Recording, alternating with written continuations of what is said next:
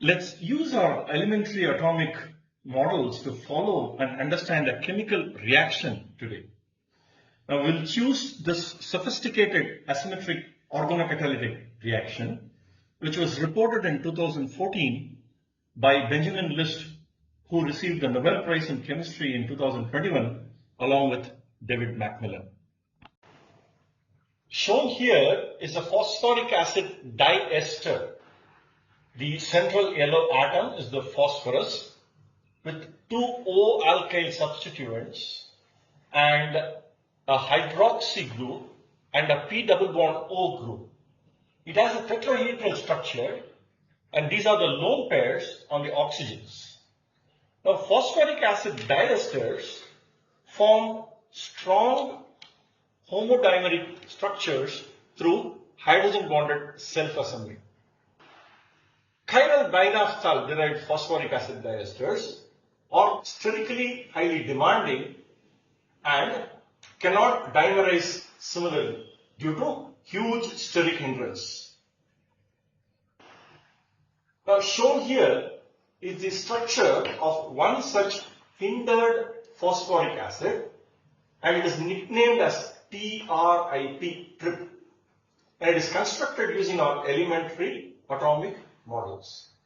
Now for the sake of brevity, I have constructed all essential elements of the phosphoric acid diester segment of this molecule and left out only the fused aryl rings of the binaphthal system. That omission does not affect the remaining discussion and the analysis in any way. Okay. And we will still continue to call this the binaphthal alcohol system despite this structural omission. Okay.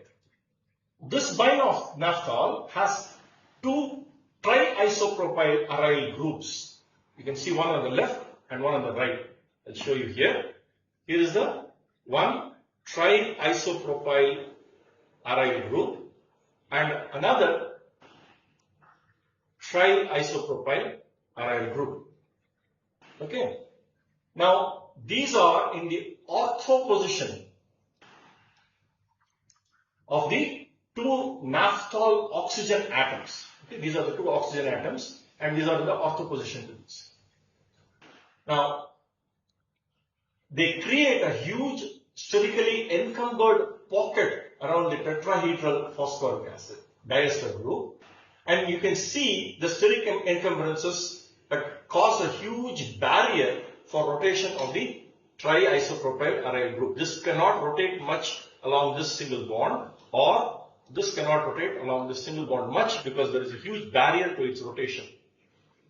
Now, as a result, you can see that molecules can no longer approach the phosphoric acid diester from any other direction except along this small arc that is provided here. Now within these hindered pockets, these function as chiral Bronsted acid proton donor catalysts and activate a variety of carbonyl compounds. Carboxylic acids can also form homodimers through hydrogen bonding. But these are much weaker dimers.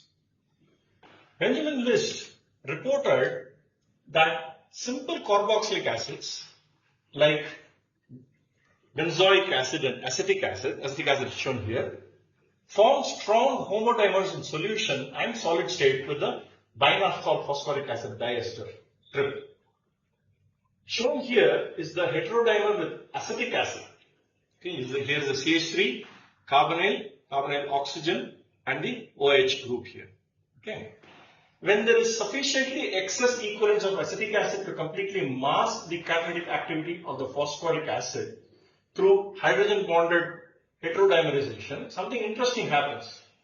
The phosphoric acid starts to behave like a base through its P double bond O, despite being the more acidic of the two acids. As a result, two synergetic events happen. Now let us consider that the P double bond O of the phosphoric diester to be localized here, and hence its acidic OH group will be here.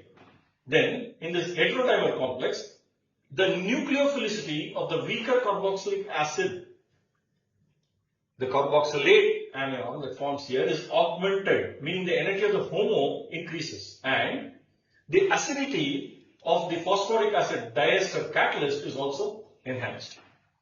So, this self-assembled Bronsted acid catalyst not only provides a proton in a chiral environment, but it additionally acts as a source of the chosen carboxylate nucleophile, in this case the acetate anion.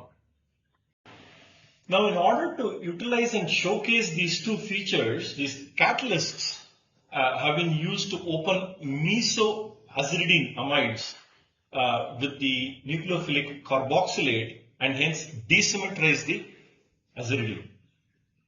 We will see the case of the cyclohexyl cis-aziridine where the nitrogen is protected in the form of a benzamide. So this is a cyclohexyl group, 1, 2, 3, 4, 5, 6 carbons. So cyclohexyl aziridine, cis-aziridine, it's a meso compound, and you have a amide, and this is in the form of a benzamide, and they have used orthopara disubstituted dinitro-benzene derivative. So we will also use the same in our model. When they treat this aziridine with the trip-benzoic acid, acetic acid heterodimer complex catalytic system, the aziridine nitrogen lone pair competes with the carboxylate lone pair for protonation by the phosphoric acid diester proton. Okay, so let's see it happen in the model. So this lone pair competes here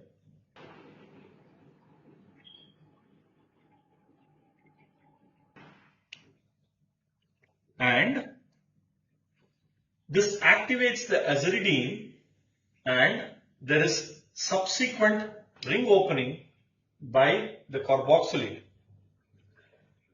to give an amino alcohol. Now what is important is that there is very high enantioselectivity with an enantiomeric ratio ER of 99.5 to 0.5 ER. This means that out of every 200 molecules that are opened by the nucleophilic attack of the carboxylate nucleophile, in 199 of the molecules, the opening happens only at the S configuration carbon of the aziridine and not at the R configuration carbon. Let us rationalize this selectivity using our elementary atomic models of the transition state now. Firstly, complete inversion of stereochemistry is observed at the carbon where the carboxylate opens at this carbon. Okay. So, two things are happening. The aziridine is pretty strongly anchored onto the Bronsted acid catalyst until the nucleophilic opening is complete here. And secondly, simultaneously, there is a concerted nucleophilic opening by the carboxylate. That is, there is no carbocation formation at that aziridine carbon due to any such proton activation of the aziridine nitrogen. Notice from our models that the huge dinitroamide groups, they create so much steric exclusivity for this conformer, right? This explains one of the experimental observations that in the amide substrates with only the mono, that is the ortho nitrobenzene, the enantioselectivity is a bit compromised at room temperatures and requires lower temperatures for high ER, enantiomeric ratio. A feature which is perhaps predictable from our models. So the orthonitrobenzamide derivatives require lower temperatures in order to go to high enantiomeric ratios, whereas the other substrates do so at room temperature itself. On the other hand, notice that the cyclohexyl group or its puckering or any other cyclic structures of the mesoaziridine do not matter to the stereoexclusivity created during the substrate binding to catalyst.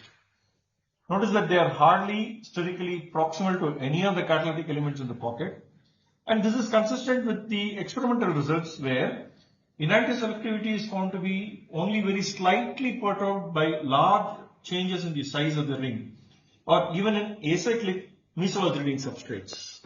We have seen perhaps the first demonstration of the plausible mechanism for an elegant chiral organocatalytic process using our elementary atomic models.